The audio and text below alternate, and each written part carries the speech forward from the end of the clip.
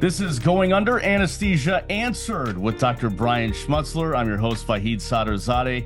And Brian, we have a very special guest slash other podcast that we are featuring here today. It's called the Funny Medicine Podcast. And I believe you guys are coming to us from Miami. Is that right? Yeah. We are from Miami, yes. Is it sunny in Miami at least? It's not sunny. Sunny all year round. Yeah. All year round. And hot. Yeah, way too hot right now. 150 degrees in middle of July, right? Yeah, exactly. Well, I'm going to let you guys Chicago weather. Yeah. Chicago weather. It's like a little rainy over there. Oh, yeah. Yeah, we have a bit of everything. Lake Michigan's like 40 miles north of here. Yeah. And so you have snow and rain and ice and none of the stuff you get in Miami, really. So we're jealous. We have a beautiful sun. Yeah, that's it. At least you guys have seasons. We don't. We have a beautiful a couple threats for hurricanes, but that's it. It usually misses you guys. It goes up to Orlando. Yeah, right? it just whoop. Yeah. So Just like pivot. We have about 2 months in the fall and about 6 weeks in the spring that are beautiful, but the rest of the year is either gray or way too hot. So Yeah, exactly. I have some family in Chicago, and they've told me some horrifically low temperatures in the winter. yeah. That's like, wow. How do you guys handle that? I don't really know. I mean, you have to love outerwear. So yeah, for sure. Well, I'm going to let you guys introduce yourselves. The Funny Medicine Podcast. Tell us what it's all about, and what you guys talk about on the podcast. All right. So Yvy and I had talked about this for a while, and then one day we're just like, you know what? Let's just do it. Let's see what happens. She's the one that pushed me to do it. I'm definitely the one that's a little bit more, I think that's a very common theme with a lot of physicians.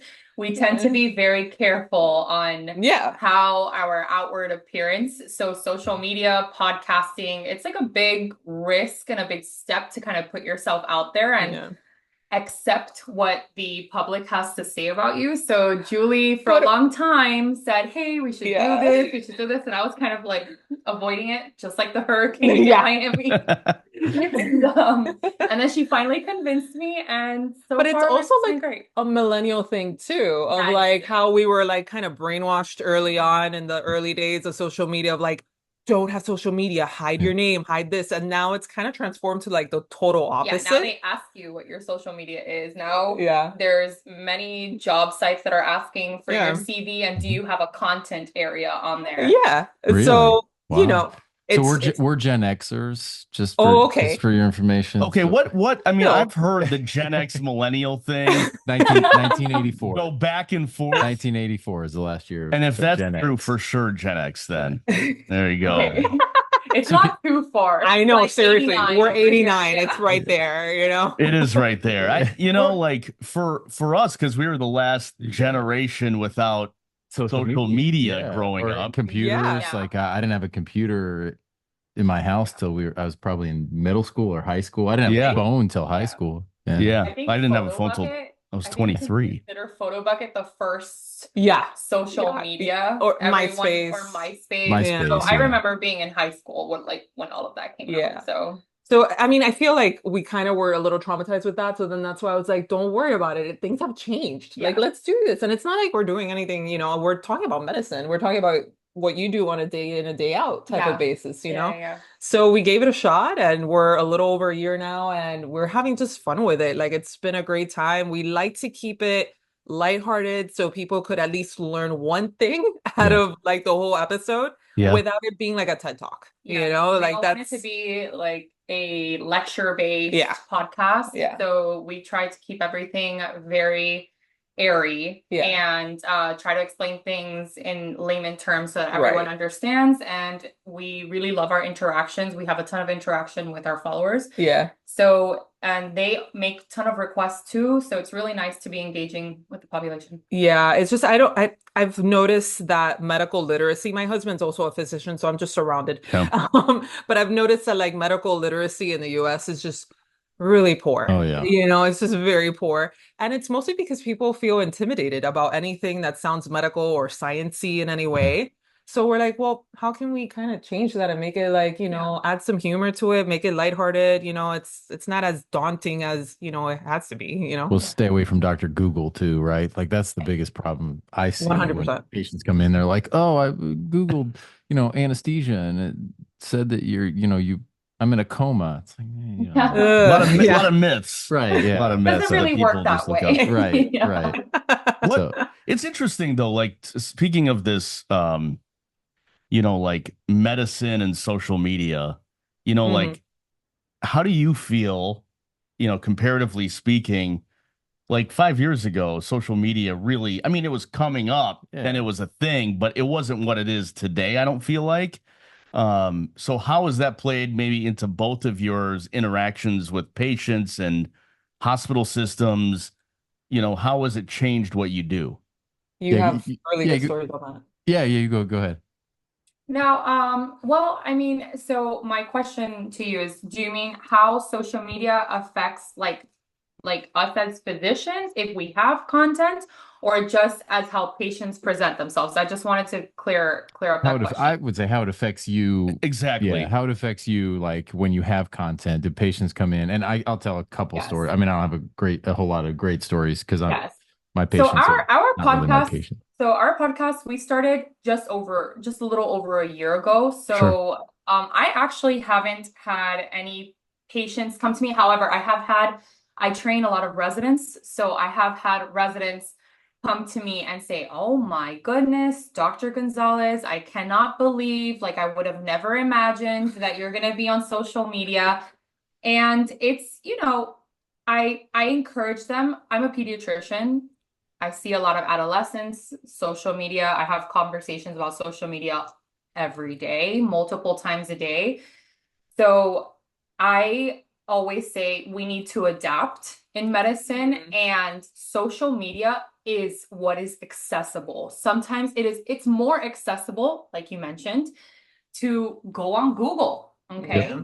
Because maybe your appointment with your PCP isn't until 2 to 3 weeks and you have no idea what to do. Or AI. Or AI. That's a big one now. Yeah. So a lot of people asking AI what to do. I was just telling Julie that I had a patient saying, "You know what AI is?" And I'm like, "Yes, AI is."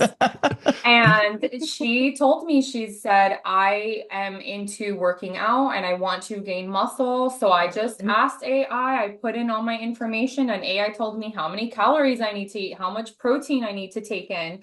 And, coming to me, I don't understand why I'm still not gaining weight. And I'm like, well, it's not so black and white, right? And, AI is very new and I'm not sure how it's going to look like in the future. Right. But for right now, you're probably not supposed to be taking in some medical advice from AI.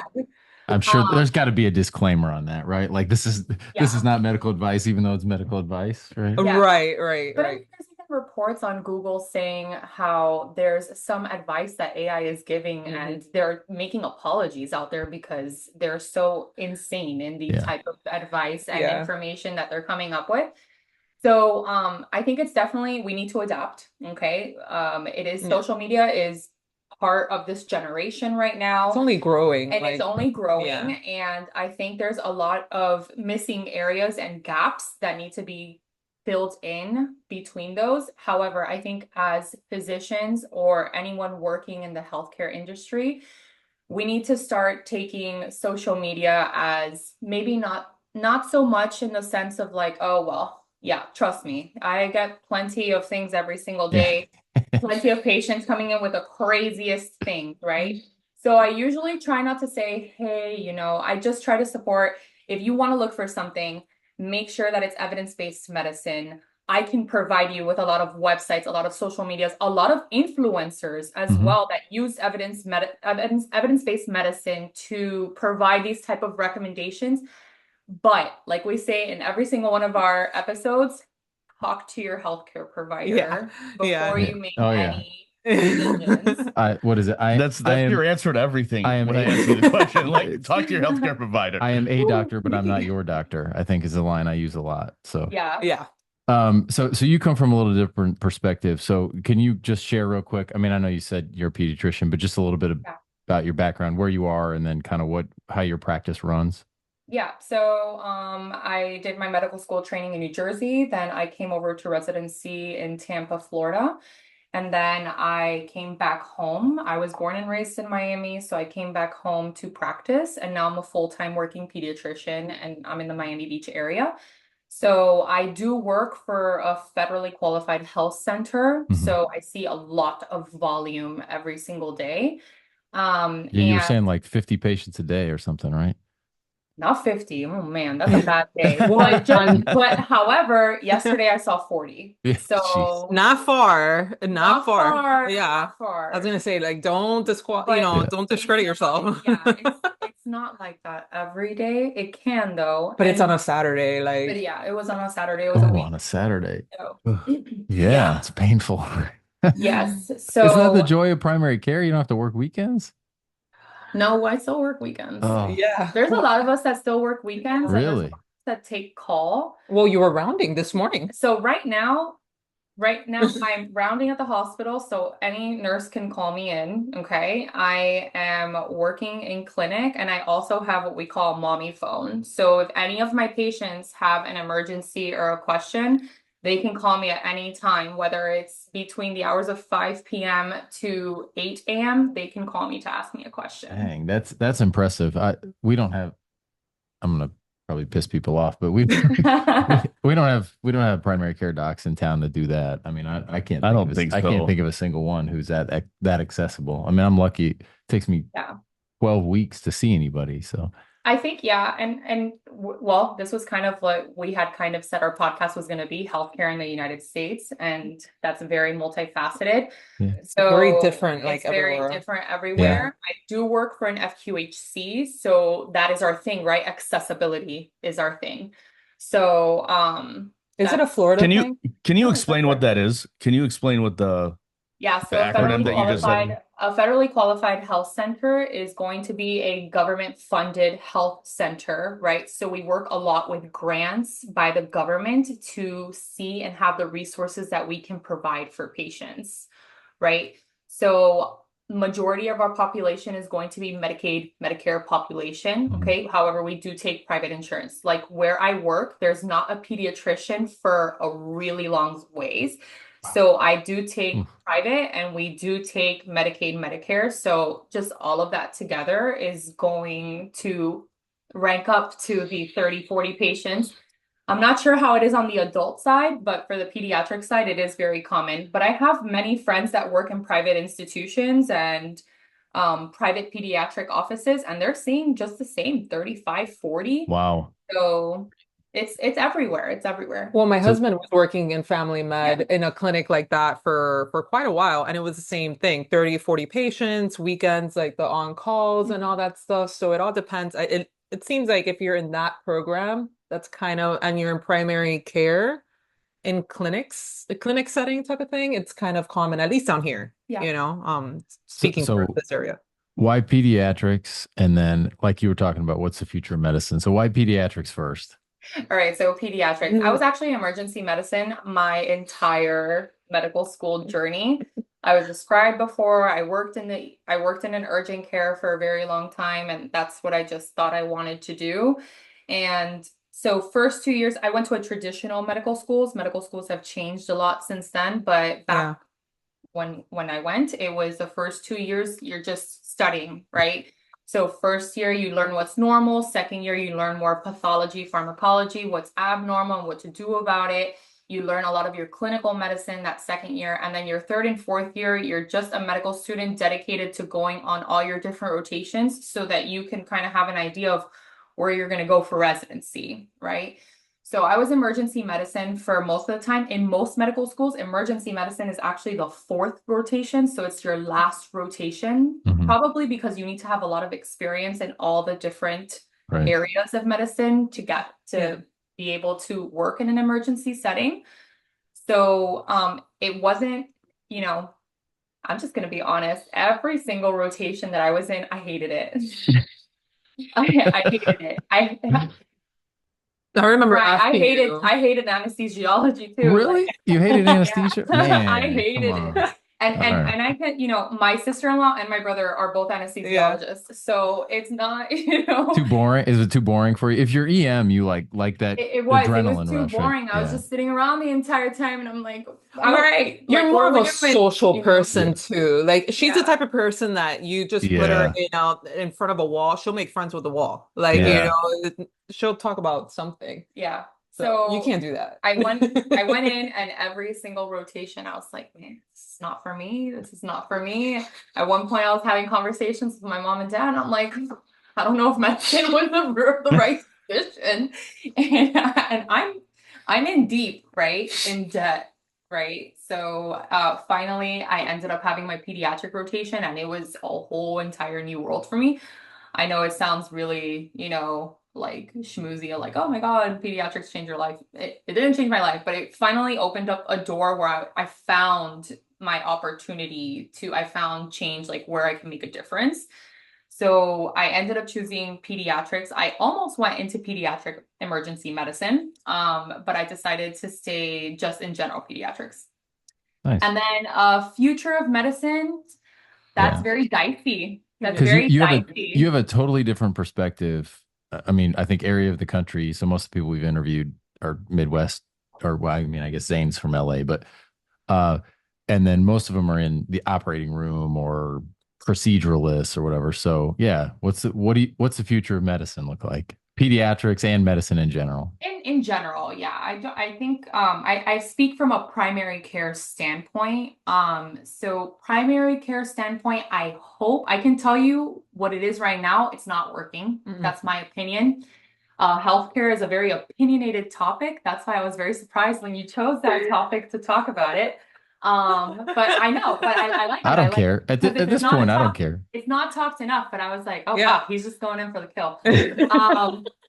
So I don't think it's working out for us in the United States as a whole. I think there has to be a lot of changes. I don't think that there's right or wrong answers. It I needs think some work. It needs some work. Yeah. And it's going to take time to get to where it needs to get to, even if it's just an improvement. We're not looking for perfection. We're looking for an improvement at this point, at the very least. Mm-hmm. So what are the main issues? I mean, access obviously is a big issue, but what are the other costs? Yeah. Cost. All right. Cost is a huge issue. Okay. Access is a huge issue. Values is a huge issue as well.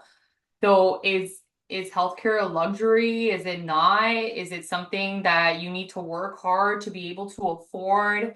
And we're not saying that it is or not a luxury, but that's just like what the conversation's like and there's going a lot right of now. moving pieces to healthcare, right? Mhm. So there's no perfect answer. And I can tell you, if us four are presented with different models of healthcare, I bet you we're going to disagree on a few of them, right? True. I mean, I think we can. So at least what we've talked about, we always bash the insurance companies, and sure they're not happy with this. Not that they're listening to us anyway, but we always I don't bash. think anyone is happy with them. Yeah, we always bash the insurance companies and then the big hospital systems. So I mean that from our perspective, that at least that's what I'm in, right? I see insurance companies denying us, which you probably see too, and I see big hospital systems jacking around with our time and money and all kinds of stuff. And I think that's the biggest problem Yeah. in the US healthcare. If you compare us to any other place out there, we are the highest cost, okay? And we don't have good accessibility for being how expensive, right? We don't have pretty good accessibility. The last time we ever even had a healthcare reform was the ACA when Obama was in presidency. So it's been a while, and we're highly privatized. So like there's a lot of private insurance companies, right? There's not enough of you guys either. And also there's a whole entire, physician shortage. We have the mid-level providers now kind of coming in to help out as well. There's not enough residency. There's problems with that too. Residency positions as well. Yeah. So it's a lot of moving pieces. Yeah. I do hope that in the future, pediatric and adult primary care is more accessible, it's more affordable, and that it doesn't decrease in quality, because that's another thing that we can argue is that there's a lot of people that's not from the United States that come to get their care here. Yeah. So the quality here is there. Okay.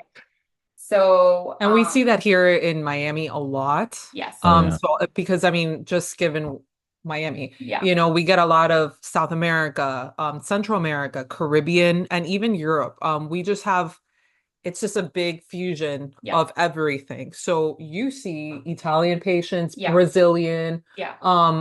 a bunch. Like it's just a very, very different demographic that I'm sure that you guys see. Right. So that's why like the cost is a big issue. Yeah. The demographics is also something to play into Yep. all of that as well, and care and Yeah. whatnot. So there's just so many like so many moving parts to, you know, Yeah. what would be right to do in We have a healthcare. lot Yeah. of Amish and Polacks. We do, here. yeah. Amish and Polacks. That's Well, our we Like have Joe's that. cash, We, right? I mean, yeah, right. Yeah. Yeah, the We don't Amish have is too much. We don't have too much of that population. but we Yeah. have some. Us, but Yeah. we do have some. And that's just, and we're just talking about healthcare. Yeah. We haven't even touched on pharmaceuticals. Oh, God, right? no. So true. there's so many different moving pieces. Mhm. So I hope that in the future it's easily accessible to all of us. Not as expensive. I wish that I can, that's like happy thinking, right? Yeah. So, but at least that it's more affordable. And I'm not sure how others are opinionated, but I personally think that primary care and emergency care should be free. I don't think that that's something that should be charged, because primary care is prevention, right? It's preventative medicine. So you're trying to prevent a problem, right? So I don't think that the population as a whole should be charged for that, right? And then also if you're in an emergency, because if you're in an emergency, a true emergency, right? I mean, what are you fighting with, right? Yeah. You don't have an option. So- That's your most vulnerable. That's your most vulnerable self, right? You are dying, right? And you need this care, right? So it's either you die or you pay up. So you were talking about some, like, comparatively speaking, United States and some other places. Like, who do you guys look to as, like, maybe a model of Well- it's working for these people Yeah. and it's working for these folks?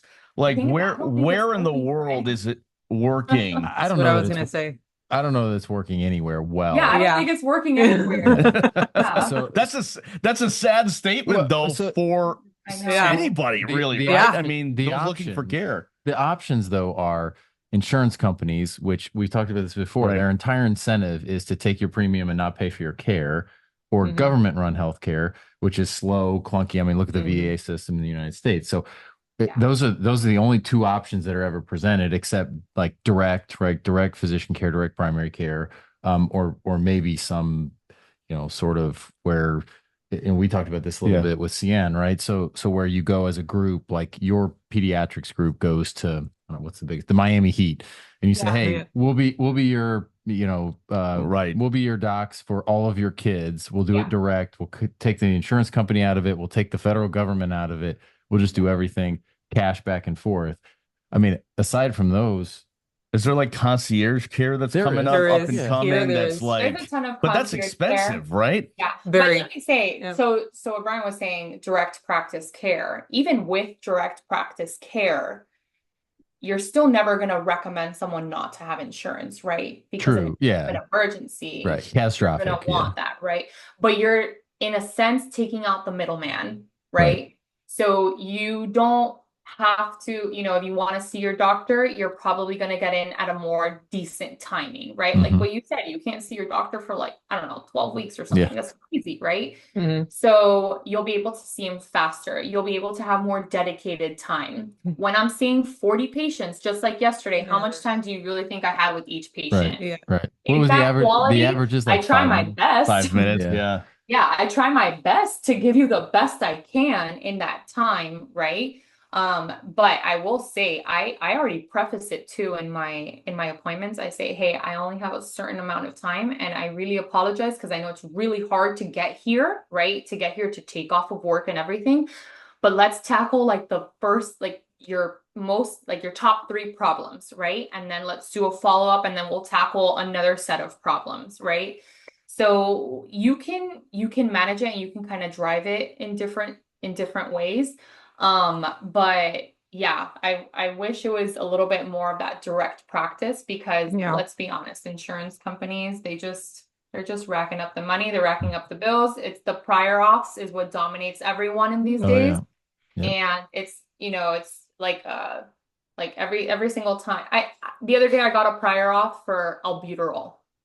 Nice. God. Albuterol is Which an is a asthma, generic, yeah. it's a generic Inhaler, yeah. medication, an inhaler You that need it. you need in certain cases To not die. to not die, Yeah. right? So Facts. how is it that I need a My prior God. authorization for albuterol? So tell me about the pharmaceutical stuff. So I don't see this at all, right? I'm not outpatient. I do a little bit of hospitalist medicine, but that doesn't really affect me, right? So tell me about the pharmaceutical stuff, because the drugs I give, they're sitting in a cart and I just push them. I don't have to get approval from anybody. So Yeah, no, I mean, so you, man, so again, it's a big topic. so Yeah. yeah, it's a big topic, but trying to like kind of narrow it down. Your most common medications tend to be more affordable. Okay. If they have a generic form. If they have the generic form of it. And Yeah. yeah, exactly. So, and even then there's a lot of things that help you out. I'm not sure if you've ever heard of GoodRx. Mhm. So GoodRx is kind of like this coupon system, Not sponsored. not sponsored, right? But we could be. We all Yeah, could yeah. be. Yeah, it's this coupon system, but I find myself using it I do too. because yeah, Yeah. and at the end of the day, there's a lot of medications, a lot of drugs out there that it's not affordable, and everyone is different, right? And it's So- ridiculous. I have two insurances, one with my employer and one with my husband, and I still see myself using GoodRx. Yeah. Mhm. I'm like, how do I pay for two separate insurances? And I'm still like, this is still pretty expensive. Like, what's happening here? Yeah. What That's about another- PBMs? So that you're hearing a lot about PBMs. You know what those are? No. Pharmacy benefit managers. Have you heard of this at all? There's No, been like I a haven't. ton of Sorry, articles. that- The Yeah, Wall we Street have- Journal. So pharmacy benefit managers are supposed to basically be an intermediary between insurance companies, CMS, whatever, Mhm. and the pharmaceutical companies. And so they're supposed to negotiate these deals, but they get a portion of what they save Okay. for the patients or Interesting. for whatever. But there's all these articles about how they're driving up the cost. So Oh. what the articles say, they drive up the cost. Oh, no. hello. Wow. We get that all the time. How does we that get it happen? all the time. I don't know. I don't know how Zoom works. I know you can like do this or something. Right, and that Must came have up we got loved earlier. what Yeah, you yeah. said, By the Right, way, right. fireworks. The PBMs are listening to us. That's why. So, but what the articles are saying is they're just jacking up the prices. The pharmaceutical companies are jacking up the prices because they're in cahoots with the PBMs. And To if you make up jack the for it. price up enough and you drop it a little bit, then you still get all the anyway. So Yeah, Ah, and that's how yeah. they're gonna market it, right? Of They're going to course. market it in the sense of like, Yeah. hey, we're here to help you find the most cost-effective medication and It's all of marketing. that. It's all yeah. marketing. Mhm. I don't, and again, I don't think that that's necessary. Yeah. If I prescribe you, like we said, albuterol, I think you should go to the pharmacy and Yeah. be able to pick up your albuterol For like $4. for like Yeah. $4, Yeah. right? Because it's a medication that literally everyone uses, and it's like in all ages, right? So it's Mhm. not just like, if I'm a pediatrician, so I'm obviously going to refer to a kid, but if a kid comes in and they're like on a weird medication, I'm like, that's kind of like an adult medication. So Yeah. it might be a little bit more expensive because maybe it's not as common to use, but something like albuterol, amoxicillin, and your typical antibiotics, your typical topical steroids, right? Like things that you just use every single day, they should Mhm. be at a low cost. And the other day, 2 days ago, I wanted to prescribe omeprazole Nexium, right? And the pharmacy was telling me that the family that did not have insurance had to pay 100, like something crazy, like $100 for the Nexium packets. And I just like turned around to the mom. She was in the room, and I'm like, we're gonna do over the counter medication. Yeah. Okay? It's like So- $10. Yeah. It's Crazy. generic is $10 Yeah. over the counter. Yeah. Yeah. Lord. So That makes no sense. this balance is really hard sometimes to find. But to go back to your question, pharmaceuticals, that's really tough. I get prior auths all the time. Thankfully, we have a team where I work that deals with prior auths. I haven't had to deal with a prior auth. I haven't had to go to a peer-to-peer. So a peer-to-peer, for those of you that don't know, is Joke. It's just a basically- joke. It is a joke. It's a joke because half the time they can't even pronounce the medication that I'm Right. trying to get approved or the procedure. right? It's some But 90-year-old pathologist making the decision, you know. yeah, or I don't even know. I don't even know who they put up there, to be honest. Your peer is a But 90-year-old pathologist. basically, you order something and the insurance says, we need a prior authorization. They check and they're like, this is not necessary. So I have to go back, put in the time, which they're banking on that I'm not going to do, right? So I have to go back and fight with them. Then they put me in a peer-to-peer, right? But this peer-to-peer person is probably not a pediatrician. It's probably not a family medicine practitioner.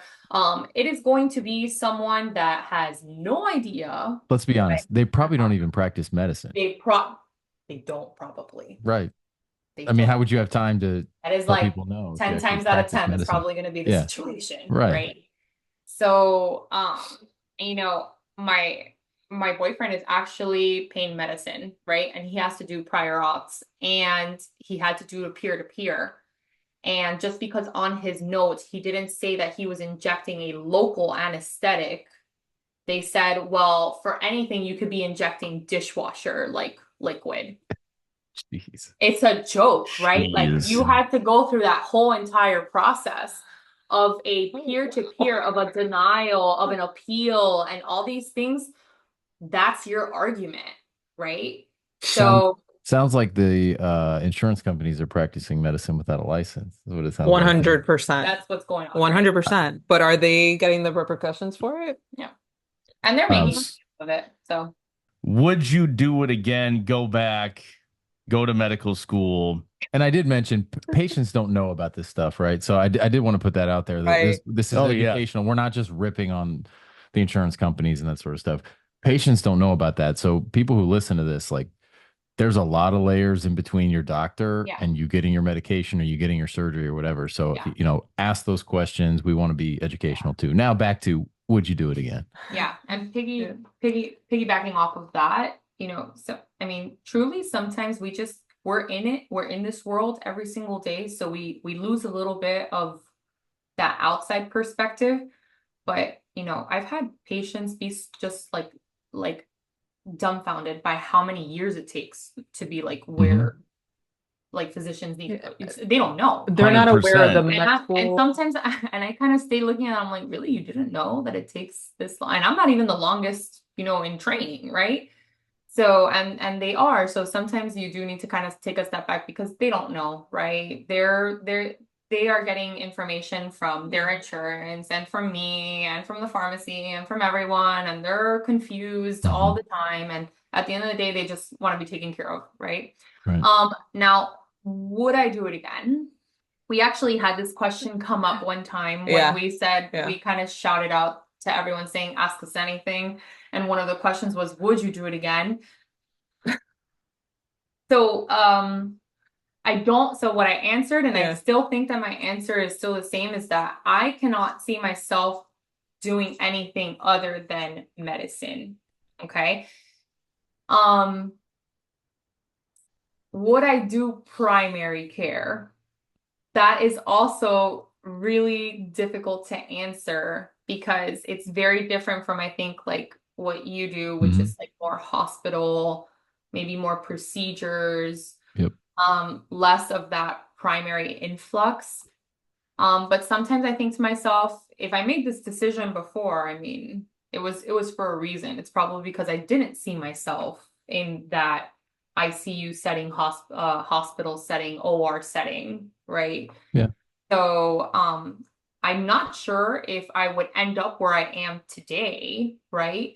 However, I think when people go into medicine, it's for a reason. You know, you have, and also a lot of people out there say you do it for the money. No. There's a lot That's- easier that's ways to why- like There's make a a lot more way money. If you easier look on way. his social media page, Oh a boy. lot of people think and believe, and you talk to a lot of people, the general idea is you become a doctor because of the money. Yeah. The No. money is so good. The money No. is this. Oh boy. Money, Oh, first of all, you don't even make money until like way later. Yeah. Right. Right. You After lose like your 12 after you years, pay your you loans Yeah. and your everything. 20s. And Yeah, even right. then, when you Yeah. when you get your first paycheck as like a practicing physician out of residency, Yeah. you got your loans. Okay. So, Um, you do not, people that do this do not do it for the money.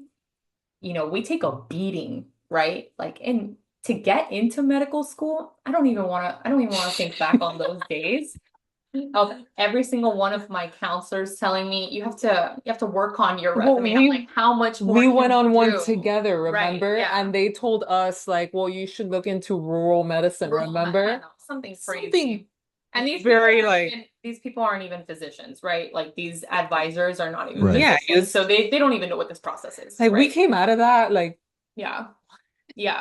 So it's, to get there, it's like you have to jump the hoop to get into medical school. That is a hoop to Yep. jump through, Mhm. right? Then you need to get through medical school, right? I remember sitting in my orientation of my first year of medical school, and our dean said 50% of you won't be here in the next semester. Yep. And sorry if you hear my dog barking in the background. I tried my best. It's all right. We love dogs. Yeah, we love So- dogs. We all have So dogs. sorry It's all about good. that. Dogs Yeah, are he makes- allowed on this podcast. That's right. So. he makes Okay. appearances every now and then. Yeah. But yeah, so jumping through the hoop of medical school is also getting into residency. So not even residency, That one. getting into residency, Mhm. matching is another hoop that you need to go through, and then you need to graduate from your residency. Like So- barely anybody knows Trust- about residency. Yeah, trust me, that money, you don't see that benefit. And I say benefit because that's very individualized for everyone. My situation might not be the same as yours. So you don't really know what a person's net income really is, right? Right. So, It's interesting. We just had our last podcast was about multiple streams Yeah, of multiple income streams of income, for physicians and people Yeah, in the medical field, practicing medicine because it's so commonplace now to have maybe multiple streams come in. I would say Right. the one thing about the money in medicine, even though it's not, nobody goes into medicine to get rich. I think the one thing that you can say, like if you're looking around and you're trying to decide whether you want to go into medicine or not, right? You want to make sure that you like it. And I did a bunch of other things before medicine, but you want to make sure you like it, number one. But number two, it is consistent income, right? Like you can go anywhere in the country at any time, walk into a clinic. I can walk into an operating room and say, "Hey, I'm a board certified anesthesiologist. Give me a job." Or exactly. You're always going to have a job. That Right. I will say there is a lot of security in it. Right. Yeah, but yeah, it's not like the good old days where they said, oh, you're a doctor, you got the biggest house in town. Like, no, the hedge fund managers have that, and Right. the owners of the RV industry here in Indiana, they have the big houses. The doctors have the normal houses. Yeah. you know? And we just talked about what we went through. Like Jules can give a pretty good perspective on being that significant other, because families, this is a whole family affair, right? Yeah, That's you what we gotta were be talking about is moving work-life around. balance. Yeah. Like, how is the balance? Yeah. Like, Yeah, so Jules can Oh, it's a talk. balance. It's a balance. And there's moving and everything. You just have to be able to adapt. If you aren't able to adapt, it's going to be real hard going through med school, going through residency, and then landing the job where you want it and in what situation you want it in. Like for instance, my husband, he does family medicine. Right now he's working with a hospital, but before, so how he started was he went to med school in Grenada, so in the West Indies, so it's in a tiny little island in the Caribbean, for those of you that don't know. We were there for 2.5 years. After that, we moved over to New York. We were there for 6 to 7 months, and we came back down to Miami. And all And of these just for different rotations, right? Yeah. This is Wow. part of his training. This is right? part of the This is training, not- This is not like, hey, we're going to decide to go here. Negative. He Medical doesn't have an school. option. Wow. Yeah. It's just part of the schooling. So if they tell you where to go, you just gotta go. Yeah. So pack up all our things, move several times, all the uncertainties of it all. I knew people in Grenada that did that with children. We didn't have children back then.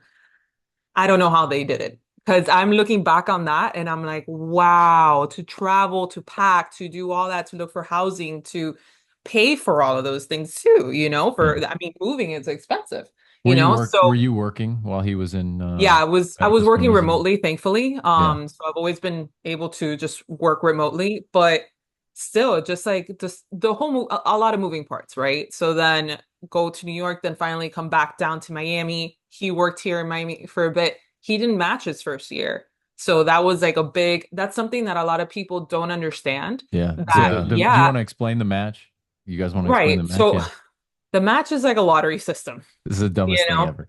It's the It's dumbest the thing ever. So matches, you apply, right? yeah. As a medical student, you apply to your residency. And you And you can apply to You as get many schools interviewed. as you You want. get interviewed, right? Right. Yeah. So then you rank the Right. top interviews and they rank you. And then the logarithm is supposed to match you correctly. Whatever this is. Exactly. There's So some can you get matched by multiple programs? No. So The system will multiple let you know. programs can rank you This- number one, right? Multiple programs can probably rank you top for them, but they will take your rankings and then other people's rankings and match you Match up them, yeah. accordingly. So they call It's it. a So there's just magic- one You match. just you go to one. Yep. Yeah. Right. You go What to if you- one. what if So you don't want have that no one? idea. You're stuck. So, and let me just say, yes, You cannot the- show up. residency starts July 1st, with most programs having their orientations mid-June. Yep. And match happens in March. So you have no idea where you are going anywhere until March, right? Yeah, and this is moving. And then you have to go and move your whole entire life to Yeah. wherever you're going to go 2 months. to start in June. It's crazy.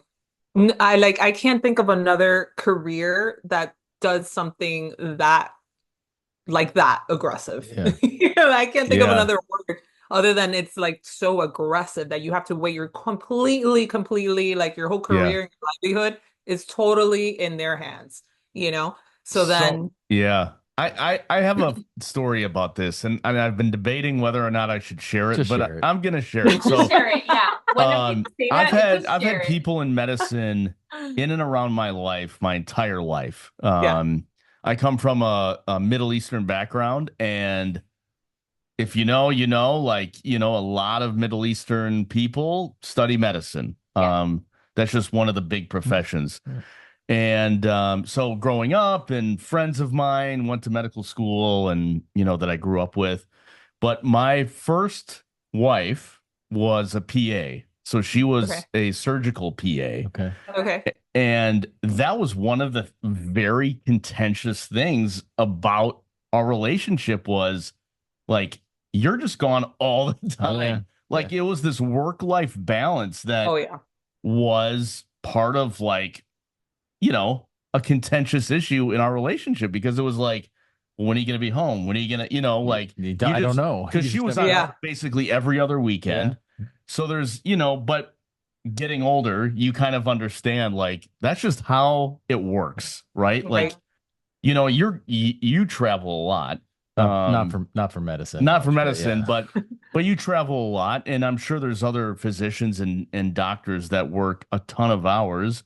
So the work-life balance, I've always like been, man, how do you make that work? Because it's tough. So tell me how you guys, I mean, and I think the answer for all of us is we don't, we don't do a great job. At least for me, I don't do a great job with it, and I'm not even 100% clinical anymore. But yeah, tell me how it works, because you guys both have kids, right?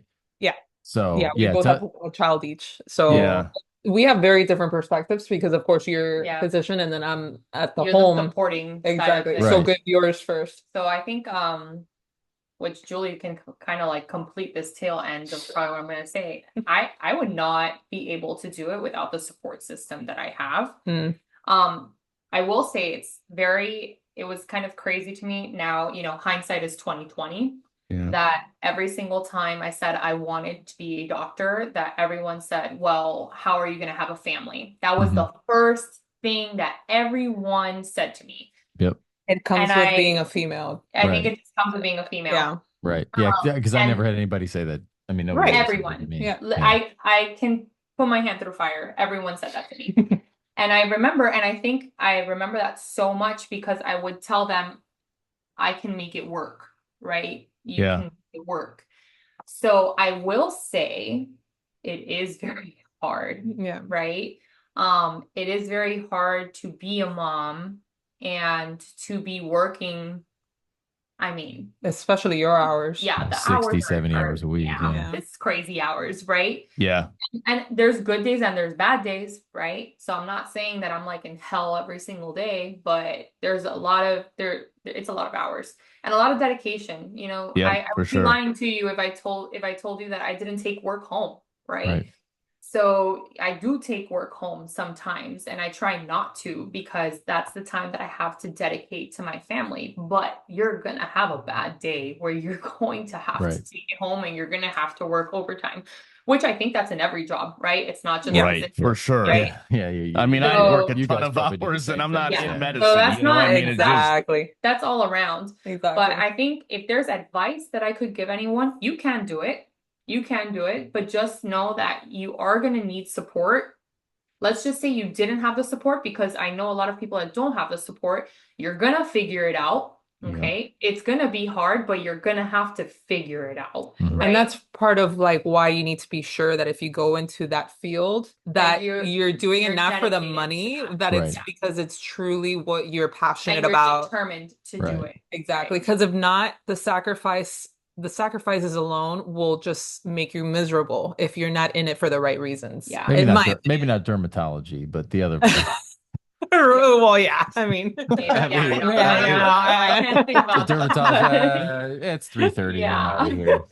I will say though that I think physicians do need to stand up for themselves, because they are, if you have the personality to be overworked, you will be overworked.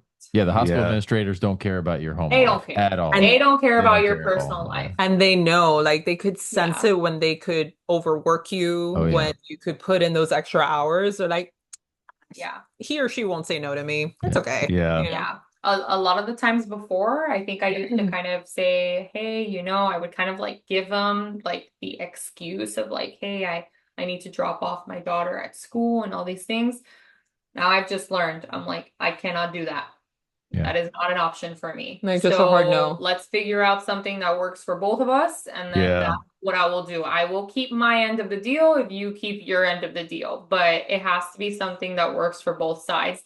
And that's something that needs to be discussed up front and not later on kind of just figuring it out. That's good advice. Well, and I think Yeah. I think administrators will often, and lots of people, and for that matter, but administrators especially will use like, well, it's your duty. You're a doctor. You should care about people. It's like, yes, I agree. I do. But at I the do. same time, I have to take care of myself, take care of my Yeah. family, take care of my own life. And, So and we always like discuss this. We Yeah. always say like, my job is a mom. Like my first job is a mom. And then I work as a physician to work, but I don't live to work, right? Mhm. So I work to live, I don't live to work, right? And we always say it, we kind of have to kind of put that Yeah. emphasis on everything, right? Well, because if not, then that comes into the whole burnout situation Right, that we keep right. seeing, Yeah. and this And that's kind of for goes, everything. that's what I was And going to that's for say, everything. It's for not every just for kids. career. I'm just speaking of kids, right? Yeah. But Right, but that could go for anything, for spouses, for significant others, Yeah. whatever it may be. You don't have to have a kid, Yeah. but it's just, that's why we're seeing this insane amount of burnout with not even only physicians, but with nurses, Everybody. everybody Yeah. in the healthcare, field. So it's because of that, because you need to have these boundaries. You need to be like, yeah, okay, I do care about my Yeah. job. It's, the whole reason why I'm doing this, but I have a life. So COVID, I think, accelerated this. And I wanted to ask you, I wanted to get into this because I obviously I wasn't in primary care. I actually at the time was only doing like elective outpatient surgeries. So for me, we like shut down for a couple of weeks. I never really saw a COVID patient. Tell me about COVID. Yeah, were you practicing yet during COVID, or were you in? Go first. You were practicing. No. Not only was I a senior resident, I was in my last year of residency during COVID, like the heavy portion of COVID. I was also pregnant. I was 6 months pregnant during COVID. She got the worst, like the whirlwind. So tell me about it. Yeah. So, pregnancy, whatever. You kind of just deal with it, right?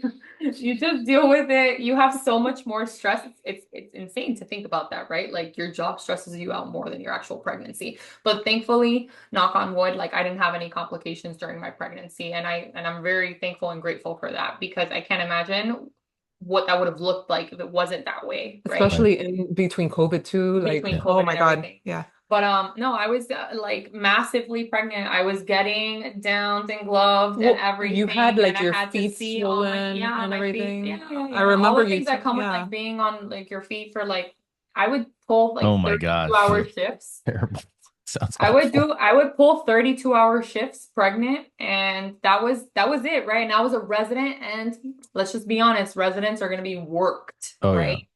So Did they like throw you in? Because I talked to some, I mean, I still know some people in anesthesia programs back then. They just got thrown, like all the older staff was like, no, you just go do that COVID patient. I'll be in the office. I think it depended on the attending that was on. I do remember having some attendings where I remember like specifically them saying, no, I'm going to see this patient. You have to do a lot of other things. Like, let me take care of this. Yeah. But in the ED, when I was working ED, that was me. So it was get dressed, go in, see your patient and everything. And that's it. Like, that's just how it was. Like, I need to pull my weight just as much as everyone else. It doesn't matter if I'm pregnant, right? The PPD. The PPE. PPE? Yeah. Oh yeah. The PPE was terrible. That was like, I was reusing a mask that was like 2 weeks old, like putting it on, I don't know, the Oh my windshield of my gosh. car, whatever they said to recommend at that time. Where were you? Where were you during during COVID? Tampa, Florida. So that's a Yeah. bigger city. I mean, I'm in South Bend, which is nowhere near the size of Tampa. So tell me about what it was like. So Florida's different than Indiana, obviously. Big city, bigger Yeah. city. Tampa Yeah. versus South Bend, and then peds. Yeah. How different was COVID? Like, tell me about COVID. I mean, I know it sucked because you were pregnant, but tell me about like COVID in general. What did you see? Like, what, So, I still remember walking into, we did a lot of night shifts, as residents. And, I remember hearing about the first case of COVID in Florida while I was on a night shift. And it was like in Central Florida or like Jacksonville, something like that, not too far away from us. And I remember walking into my attendings on-call room and I said, is it true that there's a case of COVID? And she's like, yeah, it's here. And she happened to be an infectious disease doctor that also worked as hospitalist to kind of moonlight some hours. So, and I asked her, I said, are you like scared or are you anything? And she's just like, it was gonna happen. Like, this is it. This is a pandemic. We're gonna see more, and like we cannot be, expecting not to see it. We need to be prepared to see these things. But I mean, it was insane. At first, we weren't allowed to wear masks. really? So I don't know if you experienced that, but we got in trouble if we wore masks. Us Really? in Texas as well. Yes. Really? So if I saw a patient that was sick and I wanted to protect myself and Yeah. wear a mask, It was intimidating. I don't know. Oh man, I had charge nurse on me. Okay. Yeah. I had my attending on me. I What was had their every reason? because they said that I was instilling fear. Intimidating. What? Wow. Yes, That's interesting. I was instilling fear and making people believe that there was more to than just like a regular viral illness. Oh my gosh. Wow. Yes, that was the thing. Yeah. Then the reverse happened. Then they couldn't catch us without a damn Right. mask. Yeah. Right. Yep. So then the alcohol, the hand sanitizer ran Gone. out, right? So we were washing our hands with vodka or tequila. I can't remember what it was, but it So was definitely vodka or tequila. I don't know if I even told you this story. No. Sorry to interrupt. It'll be real quick. No, No, no. it's So okay. Indiana whiskey, right? I've known that guy for, I don't know, since Yeah, I the moved, guy- since yeah, I moved they up made- here. Yeah. They make whiskey here in town. Yeah. That guy about, I don't know, 3 or 4 weeks into COVID, Yep. when they shut everything down, started turning his his distilling into like producing Yeah. Yeah, hand producing hand hand sanitizer. sanitizer, basically. So sanitizer. They did that in Texas too. yeah. He would We put it actually in the bought like a In the case of bottles, it. yeah. He put it in the bottles, the regular bourbon bottles, and Yes. you buy And then you those. would see like Indiana whiskey Yeah. jars Yeah, essentially exactly. everywhere. Yeah. A whole bunch of like distilleries did that also in Yeah. Texas. It was hysterical. Well, I don't know Yeah. if the hospital opened up its own distillery, but there was definitely something. I mean, they should Because have. that I was mean, not regular hand sanitizer, yeah. and Yeah. it was potent. Like Oh, it was yeah. all through the mask, Yeah. right? So yeah, and then I remember having our little baggies, like our brown bags, and everyone had their name on their brown bags With the and mask in it and stuff. Yep, everything. There was your mask, there was your face shield. Then everyone started having the goggles. Then you had trendy goggles that came out on Amazon, so that if you had to wear goggles, it looked more of like, really cute little glasses. So it was just an evolution of it. Now talking patient wise, we did have a unit just dedicated to people under suspected cases and people that did have COVID. I happened to also be on my infectious disease rotation during that, so I Like the had worst to of all see a worlds. lot of those Jeez. people. Yeah. But I will say, thankfully, pediatrics did not get affected like adults. I had so many friends, that did med peds. So Yeah. med peds is a residency dedicated to peds and internal medicine together. So we would overlap on our rotations and they were exhausted. It was bad. They were exhausted on the adult side. I mean, we're talking about that they had a whole entire building built just dedicated to COVID patients. Yeah. We had codes. So, the usual code in a hospital is a Right. code blue. We had dedicated codes to COVID. So it was a code 100 at the hospital that we worked at. So anytime there was a code 100, it was and that was on the entire day, like code 100, code 100, Jeez. code 100, code 100. So it was just the entire day you knew like the patients, right? So, but thankfully in pediatrics, we did not get slammed like adults did, unfortunately for them, unfortunately for kids. However, kids do tend to have something called MISC, right? Which is an inflammatory process that can occur after a COVID infection. And that can really be really severe. I had kids, barely just like on the brink of like a heart transplant from that. It's very similar to like a Kawasaki type of presentation. So, So they get I a lot of inflammation in the heart. Yeah. Sorry, just for our non-medicine people, a lot of Yes. Yeah, inflammation in the right. heart. Yeah, They get yeah. inflammation everywhere, and you can probably describe it. Everywhere. It's just a MISC, multi-inflammatory systemic occurrence, right? Yeah. So it's just a ton of inflammation, and that's going to be as a result as your body having that reaction from that initial COVID infection. So a lot of these kids do really poorly. Like they have to be on pressors, so medications to bring up your blood pressure. They have to be on, just a ton of medications, sometimes intubated, sometimes they need to have multiple transfusions for whatever reason. So these kids can get really, really sick. Again, not common, but we did see it happen a lot. So I think everyone got affected by COVID. It doesn't matter if you were adult or pediatrics or in the OR or not. I think everyone was pulled to kind of, see all these patients. It was really intense. And I still sometimes think back and I say, I can't believe we lived that, right? Yeah. I Especially when you guys did, like you and Mario, like through residency is when, which is like when you're like post learning and oh boy, your deepest amount of training. I do hospital work right now, but I don't do nearly as much as the hospital work that I did in residency. So I can't imagine how that would have looked like after, but it's just really bothersome when you hear people say, well, COVID wasn't that bad, or not many people like passed from COVID. And I'm just like, oh boy, you clearly don't know somebody that like went through it, and working through it, because it was pretty intense. Yeah, and I don't even have a good perspective on that. I went into totally outpatient elective anesthesia in like so y'all got canceled. Yeah, September of canceled. 2019.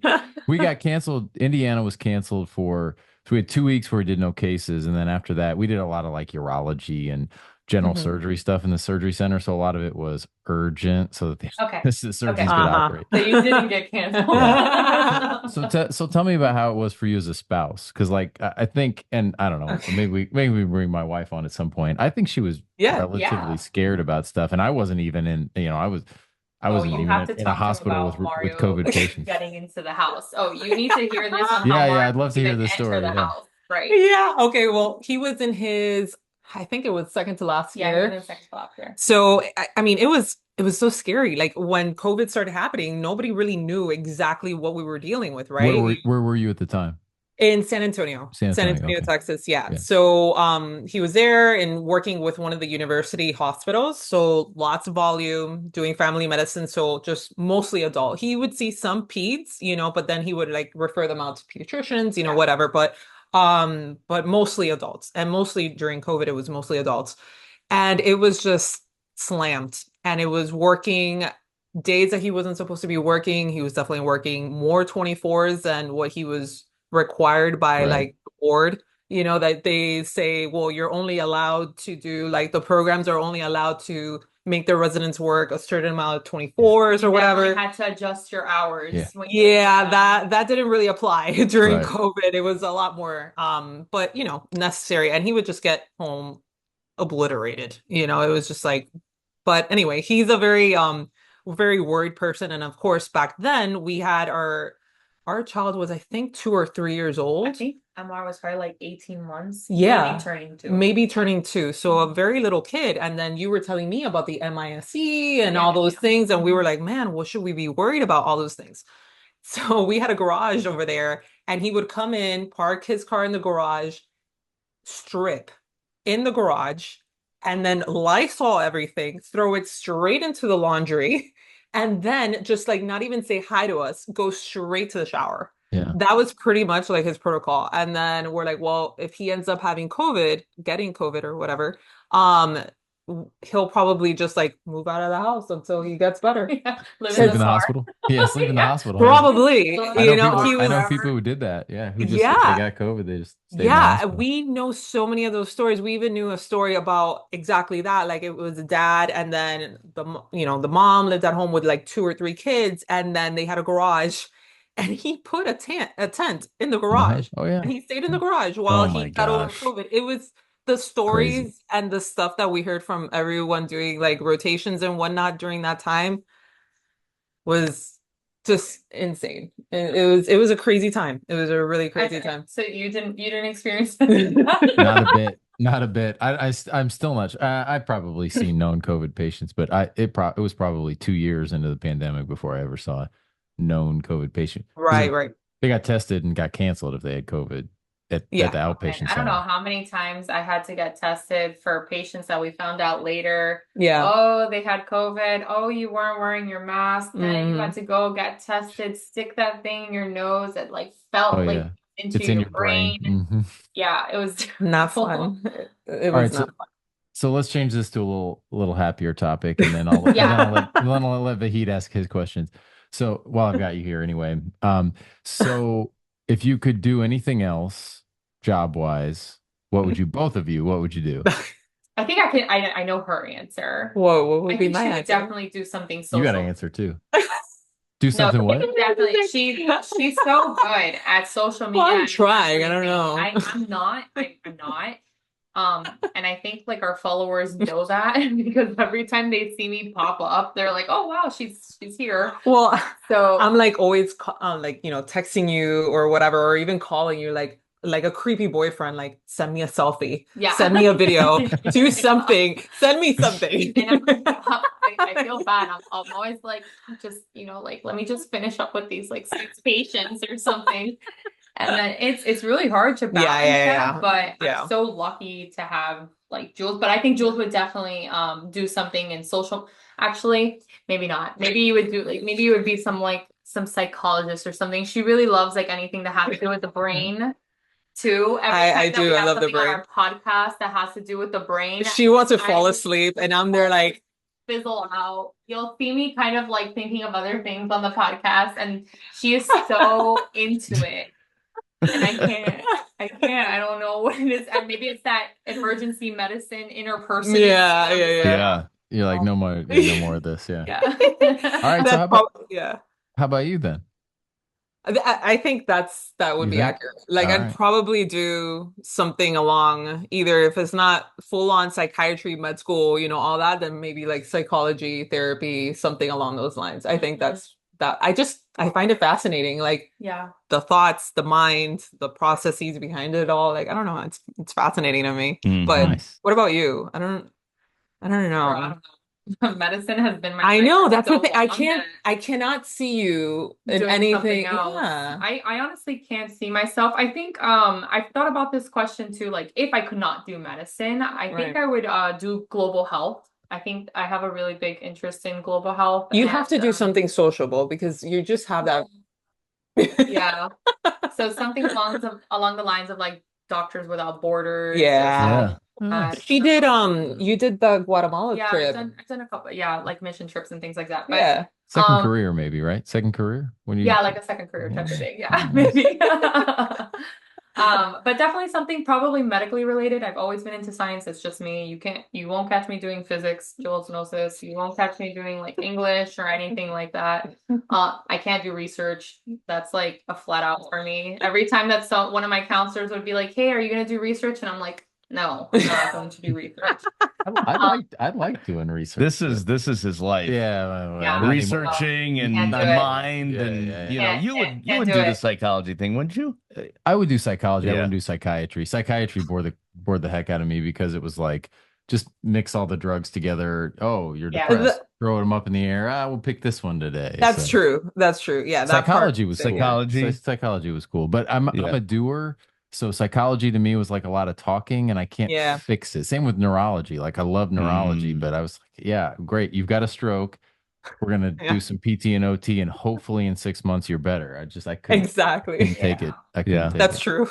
Yeah. All right, Vahid, you're up. I'm gonna go last. Well, no, I mean I've been in media my entire life, so it's been Okay. I'm still in TV, so I'm a TV anchor when I'm Yeah, not Yeah, Brian yeah. was telling Yeah, us, yeah. Brian's personal videographer.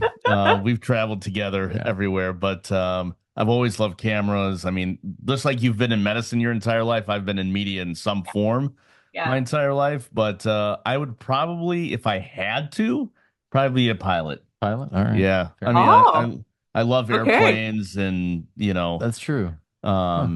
I'd have to go back and take physics because I wasn't really Mhm. good at physics, but It's just Everybody a mashes up lesson. physics.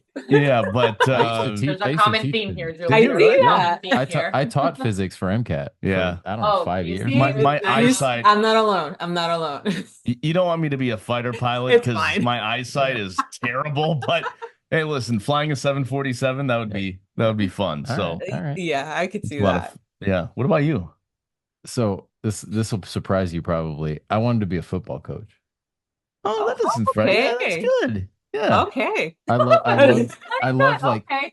thinking about the game, and like that's the only Like reason. a pro football coach. Oh, wait, Yeah, so I mean- why didn't you go into sports medicine? Anesthesiology. That's a Oh. great question. You have a lot of Oh. room for that So- there. So when it came to the like doing or talking to patients, I was like way on the doing side. So Okay. it was either ophthalmology, ER, or anesthesia. And then I That did is so different. It I is. don't Like, know if I could see you as an ophthalmologist. I What? like the operating Ophthalmology? on the eye. Uh, I like the operating on the yeah. physics. Okay, so of I think you're more procedure based. I'm way more procedure based. Okay, Yeah. okay.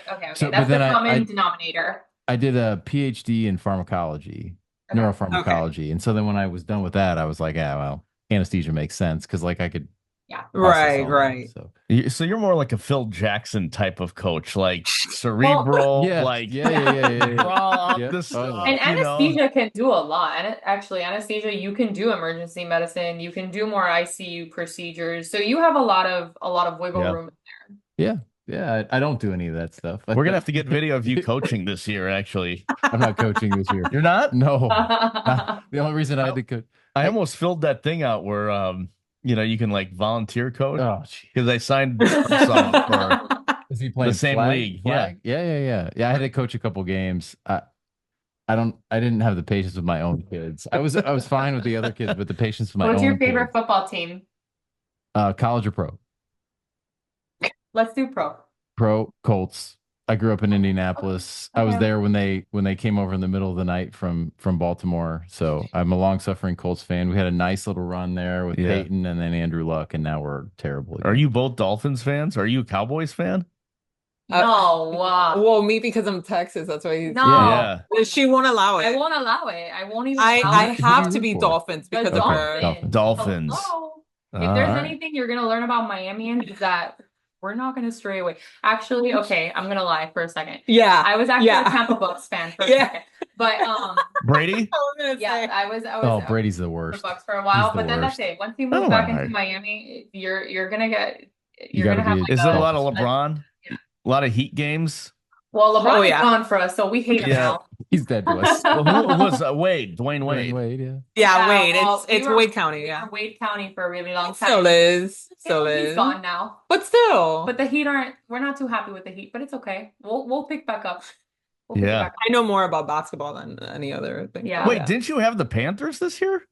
Yeah. Yeah, we Yeah, did. 'cause then Yeah, they we play did. the Miami Panthers, but Florida Panthers, Panthers, they yeah. play right outside Yeah. Miami. Hell yeah, we don't they? did. No, I was kind of I literally I was a had to Tampa look Bay up what Bulls city fan, they were but- in Florida to be like, what are they in Miami? Or Yeah, what yeah, are yeah. they? they are there. Yeah, So Panthers. They're, we're big on Sunrise, Florida. sports too, Yeah. because we live right. Notre Dame is the college. Yeah, right yeah, there. yeah. I went there, and then Vahid's been Broadcasting with them forever. So we're big on definitely college. I'm a football Green is Bay big. Packers fan, though. I grew up in Wisconsin. Okay. So- Okay. I Okay. don't hate on either one of those. As long as you're not a Patriots fan, I'm good. Tom Brady. Ugh, he's the worst, man. He's the worst. Him and Bill Belichick, they're deflating footballs and cheating all Oh, the God. time. Well, he got Tampa a championship, so. He did. Yeah. He gave us True. a championship. What do you think about It's actually Tua? funny. So it's actually funny about that championship. So everyone at the hospital that we worked at, Yeah. if we my got God. our COVID vaccines, they gave us a free ticket to the Super Bowl. Wow. What? I got That nothing was for the getting the COVID. incentive. That was the incentive. If you Because got wasn't your the COVID Super Bowl vaccine, was there in That Tampa year. that it year? was in Yeah. Tampa that year, Dang. and the Tampa Bay Buccaneers played and they won. Wow. I should have held So up. did you go to the Super Bowl or? I didn't because I was pregnant. I should have held out. All I got was the They should have just given it to you. I mean, like, they should have just given you tickets. Yep. Yeah. So you had to be back. So then they said it was going to be like a lottery system. So if you Yeah. got vaccinated, you were going to be put into this lottery system, but there was no lottery. Everyone got it. Everyone got a ticket. If they got Wow. Dang. Yeah. Dang. I just got the ability to work. Hey, get your COVID vaccine or you can't come into the hospital. All right, great. But yeah. All right, Yeah. what questions do you have, Heat? Man, I think we covered it all. right. I mean, I don't know. Is there something that we didn't cover that you guys want to talk about? That Any questions you had for them or anything like that? So, well, you kind of mentioned that we were the first kind of video podcast. But what would you say for us being a more new podcast? What kind of advice would you guys give Yeah. to us That's and this maybe other guy. podcasters? That's this guy. boy, I don't know if I would give you a lot of advice. I think you guys are doing a lot of things right. I mean, here's what I would have to say.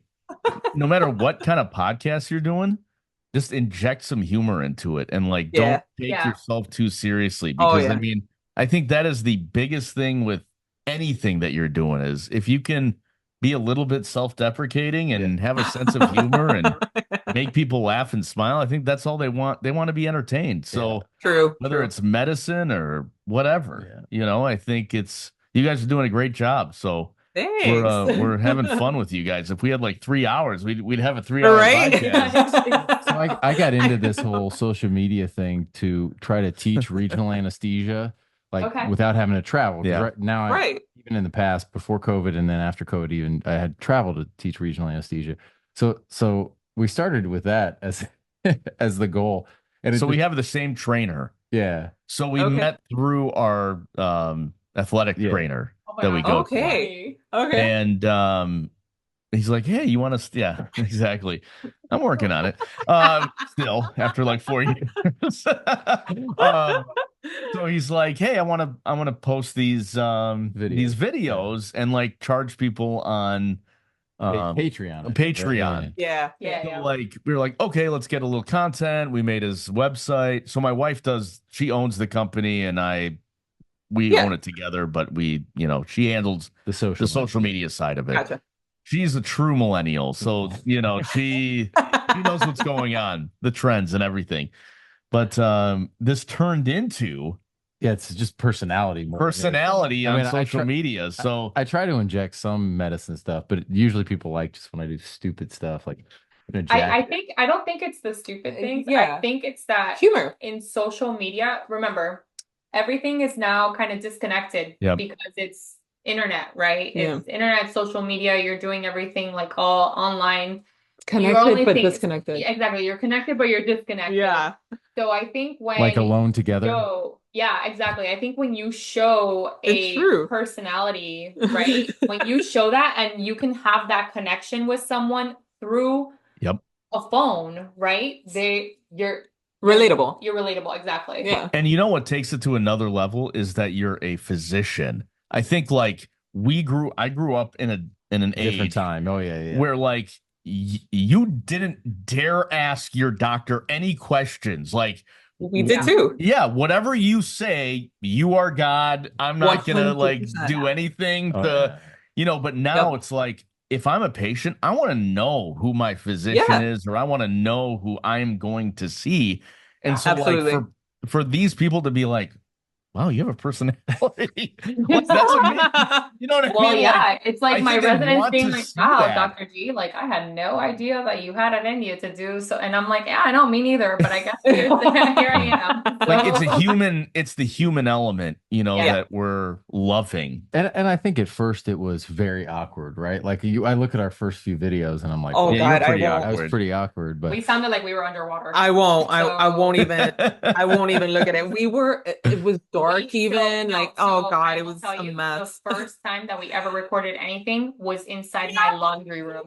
Oh wow, nice. Because we wanted to eliminate echo as much as possible, and we did from inside my laundry room. Yep. So we've come far. And we didn't even have video back then. Yeah, it was just audio. Video was just audio. Yeah. We had like the little lapels, little mics. Yeah, sure. So we've definitely grown a little by little. Yeah. You did mention, so you started off doing this for like providing content on like how to do like maybe regional anesthesia. Like yeah. So now, what would you say is your goal as a podcast? Yeah. So I think my social media goal is a little different than my podcast goal. So my podcast goal is to just basically, expose medicine for what it is, get people talking about it. Like we're a little bit controversial, not like overtly controversial, but we're a little bit controversial. We slam people a lot. I mean, it's true, right? If we're like the WWF of podcasts, That's the thing, right? But that's good. We're not getting paid to talk about things, right? This is our opinion, right? And everyone's entitled to their opinions. So you're gonna have people that share your opinion, and or you're don't gonna have others that don't, and that's okay. So for social, it's kind of just having fun and like we promote some products that we really like. And I mean, there is definitely some discussion on our social of, medical stuff, and we answer some questions and stuff. But, the social is more just kind of fun. And, I inject a little bit of information in it. But I think the podcast, I think, is just to kind of expose, the most medical. Yeah. Expose medicine for what it is. And then, try to stay on. We did one on the GLP-1s, right, which is huge in massive right now. Medicine, that was our one of our most popular episodes, and it was like one of the earlier ones too. It was like coming up. It was like last fall or something like that when it first. Something yeah. So and then we just talk about what other people do in medicine and try to like just let people know what medicine's all about, how we do things, and then like I said, slam people who need to be slammed. So. Yeah. And I continue to ask the stupid questions because, I'm just the patient and he's the doctor. That's so that's great. No. Yeah. But thank you guys for hopping on the podcast with us. Like we should do another one. Yeah, we should. Yeah. That'd be great. And maybe we should do one like we can do one on yours. Let's do it. That's what we were talking about. Yeah. We'll come we'll come on yours and we'll that'd be great. Then you get to run the show. Okay. All right. Awesome. The show. Oh no. Well, tell people where they can find your podcast and socials and stuff like that. Awesome. All right. So you could find us on pretty much any social media page and Funny Medicine Podcasts, Twitter, Threads, Instagram, all those things. Our email is funnymedicine305@gmail.com. And You can and literally find us anywhere. literally anywhere. Yeah. And yeah, and I mean our socials have the link trees to, you can find our podcast on any major streaming platform, YouTube, Spotify, Apple Podcasts, name it. We're there. And yeah, we hope you guys like it. At least get a little giggle. Yeah, we're really happy that y'all For like sure. us on your podcast. Yeah. Absolutely. Yeah. Yeah, And thank we'll you guys link for it, having of us. course. Yeah, Absolutely. we'll link it to ours as well. Thanks so much. Awesome. Yeah. Thank you so much for being on the podcast. And Appreciate it. we'll see you in the next one. This is Going Under, Anesthesia Answered with Dr. Brian Schmutzler.